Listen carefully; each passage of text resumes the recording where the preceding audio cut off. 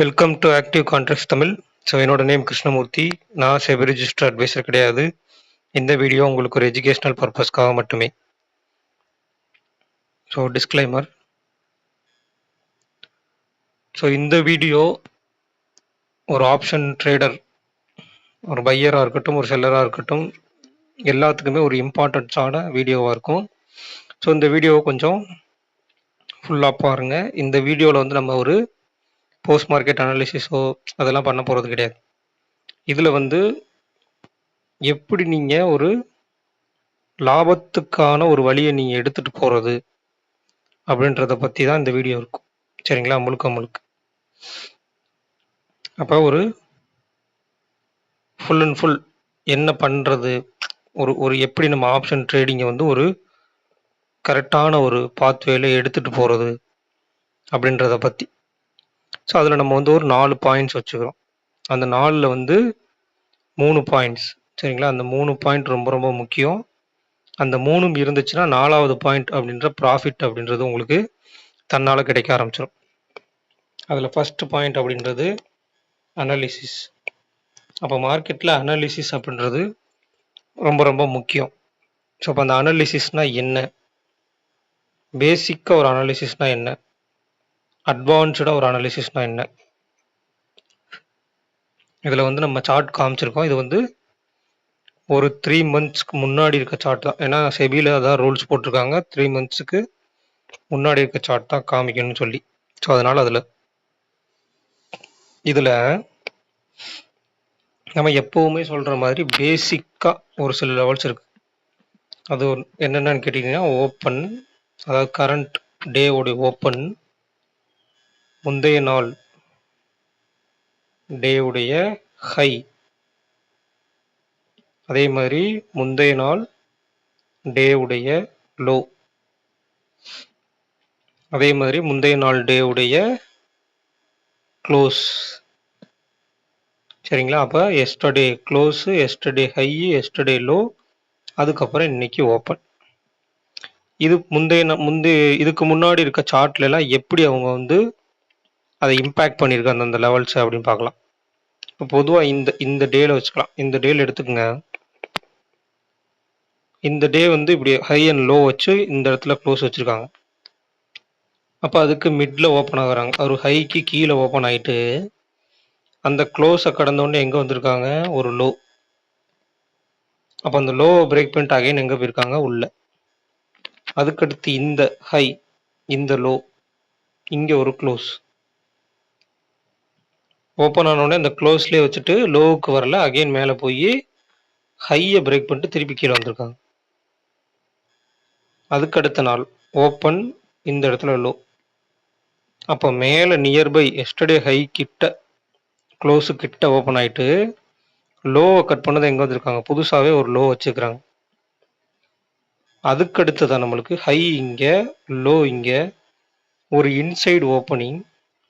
Open ஆனதுமே நம்ம க்ளோஸுக்கு மேலே நின்னதுனால ஒரு சைட்வேஸ் மார்க்கெட். அதுக்கடுத்த நாள் இந்த ஹை, இந்த லோ, இதுக்கு இடையில ஓப்பன் பண்ணவங்க கீழே வந்துட்டு அகைன் மேலே போய் ஹையை பிரேக் பண்ணி முடிச்சிருக்காங்க.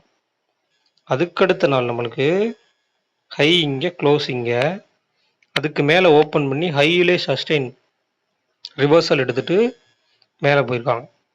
அப்போ ஒவ்வொரு நாளும் ஒவ்வொரு மாதிரி மார்க்கெட் சினாரியோ இருக்கு. சரிங்களா?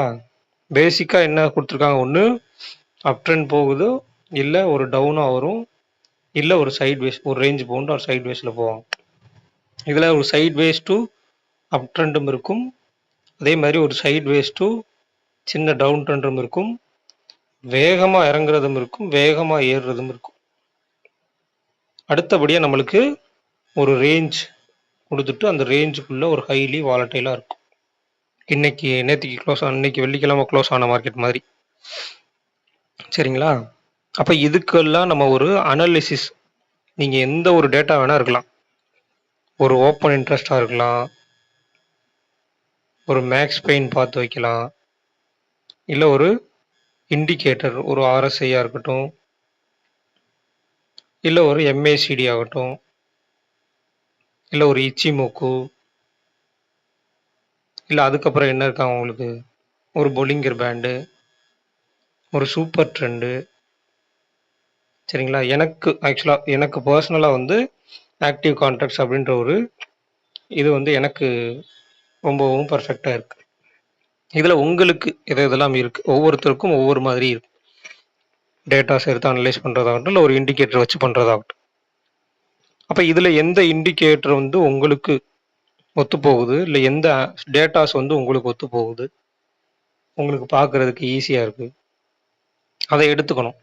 அதை எடுத்துட்டு அது கூட இந்த விஷயத்தெல்லாம் கம்பைன் பண்ணி பார்க்கணும். ஒரு ஓப்பன், ஒரு எஸ்டர்டே ஹை, ஒரு எஸ்டர்டே லோ, அடுத்து ஒரு எஸ்டர்டே க்ளோஸ், இதையெல்லாம் கம்பைன் பண்ணி பார்க்கணும்.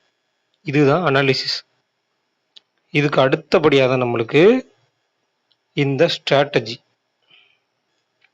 அப்போ அனாலிசிஸ் உங்களுக்கு மார்க்கெட்டோட ட்ரெண்ட் எப்படி இருக்க போகிறாங்க அப்படின்றத சொல்லிடும். அதுக்கு அடுத்தபடியாக வந்து ஸ்ட்ராட்டஜி. ஸ்ட்ராட்டஜினா என்ன? சரிங்களா? ஸ்ட்ராட்டஜி அப்படின்றது என்ன? ஒரு மார்க்கெட் எந்த ட்ரெண்டு, ஒரு சைட்வேஸா அப்படின்னு கண்டுபிடிக்கிங்களா, அதுதான் ஸ்ட்ராட்டஜியோட first point. Very first point அதுதான், இம்பார்ட்டன்ஸான பாயிண்ட் அதுதான். ஒரு அனாலிசிஸ் மூலியமா வந்து ஒரு மார்க்கெட் எந்த மாதிரி இருக்க போகிறாங்க அப்படின்றத ஃபைண்ட் அவுட் பண்ணுறீங்க இல்லையா, அதுதான் ஸ்ட்ராட்டஜியோட ஃபஸ்ட்டு பாயிண்ட். அப்போ மார்க்கெட் இந்த மாதிரி தான் இருக்க போகிறாங்க, இல்லை இந்த மாதிரி ஒரு சைட்வேஸில் டவுன் ட்ரெண்டில் இருக்க போகிறாங்க, இல்லை ஓவராலாகவே வந்து ஒரு இடத்துக்குள்ள ஒரு ரேஞ்ச் பவுண்டுக்குள்ளே இருக்க போகிறாங்க இப்படின்னா, எல்லா மார்க்கெட்டுக்கும் ஒரே ஒரு strategy, one strategy for all markets அப்படின்னு எதுவுமே கிடையாது. அப்போ ஒவ்வொரு மார்க்கெட் சினாரியோவுக்கு ஏற்ற மாதிரி ஒவ்வொரு ஸ்ட்ராட்டஜிஸ் இருக்கும். அப்போ எந்த மாதிரி மார்க்கெட்டுக்கு எந்த ஸ்ட்ராட்டஜிஸ் ஒத்து போகுன்றதை கண்டுபிடிக்கணும். இல்லை ஒரு டவுன் ட்ரெண்டாக இருக்கட்டும், டவுன் ட்ரெண்டாக இருந்துச்சுன்னா ஒரு புட் ஸ்ப்ரெட்டாக இருக்கட்டும், நீங்கள் பை பண்ணியோ இல்லை செல் பண்ணியோ, அதே மாதிரி அப்சைடாக இருந்துச்சுன்னா ஒரு கால் ஸ்ப்ரெட்டாக இருக்கட்டும், இல்லை ஒரு ரேஞ்ச் பவுண்டாக இருந்துச்சுன்னா ஒரு ஸ்ட்ராடலாக இருக்கட்டும், இல்லை ஒரு ஹையோ நல்ல ஃபாஸ்ட் மூமெண்டம் உள்ள அப் ட்ரெண்டில் ஃபாஸ்ட் மூமெண்டம் உள்ள டவுன் ட்ரெண்டுக்கு ஒரு லாங் ஸ்ட்ராடல் ஆகட்டும். எல்லாமே இது வந்து ஆப்ஷன் பேசிஸில் சொல்கிறேன். ஆப்ஷனில் நம்ம 2 ஸ்ட்ரைக் ப்ரைஸையுமே பை பண்ணி வச்சுட்டு லாங் ஸ்ட்ராங்கிள் விடுவோம் இல்லையா, long straddle or long straddle அந்த மாதிரி. அப்போ இதில் எது அன்னைக்கு மார்க்கெட் சினாரியோவுக்கு எந்த ஸ்ட்ராட்டஜி ஒத்து போகுன்றதை கண்டுபிடிக்கணும். அதுக்கடுத்து நீங்கள் கண்டுபிடிச்சி வச்சுருக்க அந்த ஸ்ட்ராட்டஜியோட ப்ராபபிலிட்டி எவ்வளோன்னு பார்க்கணும். எப்போவுமே ஒரு ஸ்ட்ராட்டஜிக்கு ப்ராபபிலிட்டின்ற ஒரு விஷயம் இருக்குது. இப்போ நம்ம ப்ராபபிலிட்டின்ற ஒரு விஷயத்துக்கு வருவோம். அடுத்ததான் நம்மளுக்கு இன்னும் ஒரு 3 நாள் லீவ் இருக்கு இல்லையா, இந்த மாதிரி ஃப்ரீ டைம் கிடைக்கும்போது ஒரு அனாலிசிஸ் எடுத்து அந்த அனாலிசிஸில் ஒரு மார்க்கெட் சினாரியோவுக்கு ஏற்ற மாதிரி ஒரு 5 சினாரியோ இருக்காங்களா, அந்த 5 சினாரியோவுக்கு ஒரு ஸ்ட்ராட்டஜி பில்ட் பண்ணணும். அந்த ஸ்ட்ராட்டஜி எப்படியெல்லாம் ஒர்க் அவுட் ஆயிருக்கு அப்படின்றத பார்க்கணும். இப்போ இன்னைக்கு டேட்டுக்கு வந்து நம்மளுக்கு ஏகப்பட்ட பேக் டெஸ்டிங் ஆப்ஸ் இருக்குது. சரிங்களா? நிறையவே இருக்கு. அப்போ ஏதோ ஒரு பிளாட்ஃபார்மில் போய் நீங்கள் செக் பண்ணலாம், பேக் டெஸ்ட் பண்ணி பார்க்கலாம். இந்த மாதிரி சினாரியோவில் இருக்குது, இந்த இண்டிகேட்டர் வந்து இப்படி எல்லாம் போச்சு அப்படின்னா இந்த மாதிரி சினாரியோவில் மார்க்கெட் அமையுது. சரிங்களா? அல்லது இந்த டேட்டாஸ் நம்மளுக்குள்ள ஆக்டிவ் கான்ட்ராக்ட்ஸ் டேட்டாவே எடுத்துக்கலாம். ஆக்டிவ் கான்ட்ராக்ட்ஸ் டேட்டாவில் வந்து இப்படிலாம் இருக்கும்போது மார்க்கெட் இந்த மாதிரி சினாரியோவில் இருக்காங்க. ஓப்பனுக்கு மேலே இருந்தால் அப்படி இருக்காங்க, ஓப்பனுக்கு கீழே இருந்தால் அப்படி இருக்காங்க, ஒரு எஸ்டர்டே ஹைக்கு மேலே இருந்தால் அப்படி இருக்காங்க, ஒரு எஸ்டர்டே லோவுக்கு கீழே இருந்தால் அப்படி இருக்காங்க அப்படின்றதெல்லாம் ஃபைண்ட் அவுட் பண்ணி எந்த மாதிரி இருக்காங்க, அதுக்கு என்ன ஸ்ட்ராட்டஜி வந்து ஆப்டாக இருக்கும். ஒரு வெறும் ஸ்ப்ரெட்டு மட்டும் போட்டால் கரெக்டாக இருக்குமா, இல்லை அந்த இடத்துல வந்து பிளைண்டாக பை போகலாமா, இல்லை பிளைண்டாக செல் போகலாமா அப்படின்றதெல்லாம் செக் பண்ணி பார்க்கணும். செக் பண்ணி பார்த்துட்டு உதாரணத்துக்கு இப்போ ஒரு 3 நாள் இருக்காங்கன்னா நம்மளுக்கு கிட்டத்தட்ட நம்ம ஒரு ஆகஸ்ட் மந்த்லேருந்தே நம்மளுடைய எல்லா வீடியோஸ்லேயும் இந்த க்ளோசிங் டேபிள், சரிங்களா, க்ளோசிங்கில் ஒரு ஆக்டிவ் கான்ட்ராக்ட்ஸ் டேபிளுடைய டேட்டா சொல்லியிருப்போம், எல்லா வீடியோவிலும் இருக்கும். அப்போ அதை எடுத்துக்கோங்க. கிட்டத்தட்ட உங்களுக்கு எத்தனை நாள் வருது, August, September, October, November, December, ஜனவரியில் நம்ம போட்டிருக்க மாட்டோம். அடுத்து பிப்ரவரி, அடுத்து மார்ச். அப்போ இதில் உங்களுக்கு ஒரு கிட்டத்தட்ட 7 மாதத்துக்கு, ஒரு மாதத்துக்கு 20 நாள் வச்சா கூட நம்மளுக்கு ஒரு 140 நாளைக்கு டேட்டா இருக்குது. அப்போ இந்த 140 நாள் டேட்டாவில் எந்த அளவுக்கு இந்த அனாலிசிஸ், ஆக்டிவ் கான்ட்ராக்ட்ஸ் அப்படின்ற அனாலிசிஸ் மார்க்கெட்டோட மூவ்மெண்ட்டை எப்படி பர்ஃபெக்டாக கொண்டு போய் காமிச்சிருக்கு முந்தைய நாள் அப்படின்றத பார்க்கணும். சரிங்களா? அப்போ டேயில் வரும்போது ஒரு டேட்டா ஒரு மாதிரி இருக்கும், முந்தைய நாள் க்ளோசிங்கில் வரும்போது ஒரு டேட்டா இருக்கும். அந்த க்ளோசிங் டேட்டா இந்த லெவல்ஸ்க்கு நான் சொன்னேன் இல்லையா, open, yesterday high, yesterday low and previous close, இது எல்லாத்துக்கும் எப்படி இதுக்குள்ள எப்படி மாறுபட்டு இருக்காங்க, எப்படி மார்க்கெட் மூவ்மெண்ட் இருந்திருக்கு. அப்புறம் இந்த 140 நாளில் வந்து நம்மளுக்கு குறைந்தபட்சம் ஒரு 70% மார்க்கெட் வந்து ஒத்து போயிருக்கான்னு பார்க்கணும். இதெல்லாம் தனித்தனியாக நீங்கள் ஒவ்வொருத்தரும் தனித்தனியாக பேக் டெஸ்ட் பண்ணி பார்த்தீங்கன்னா தான் உங்களுக்கான மார்க்கெட்டில் உள்ள புரிதல் இருக்கும். அப்போ ஒரு 70% ஒத்து போகுதோ இந்த ஒரு டேட்டாவாக இருக்கட்டும், இல்லை ஒரு இண்டிகேட்டர் எதுவாக கூட இருக்கட்டும், ஆக்டிவ் கான்ட்ராக்ட்ஸை பற்றி சொல்லலை, ஒரு 140 நாள் வச்சிங்கன்னா கிட்டத்தட்ட 98 நாளைக்கு அது ஒத்து போயிருக்கும்.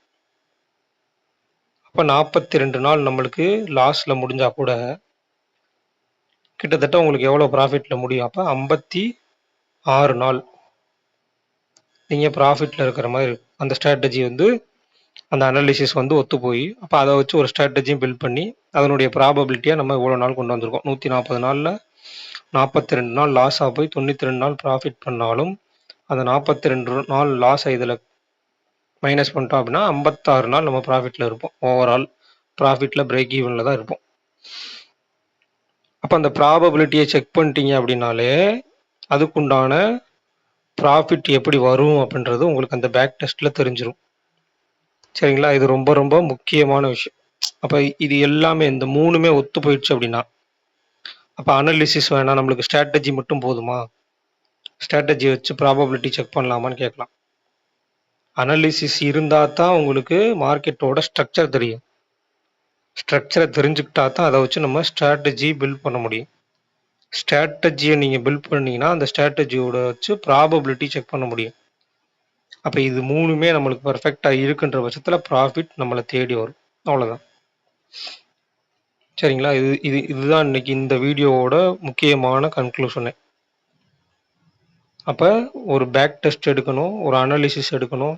அந்த அனாலிசிஸ் வந்து நம்மளுக்கு எளிதில் கிடைக்கக்கூடிய டேட்டா வச்சுருக்கோம் அந்த அனாலிசிஸ்.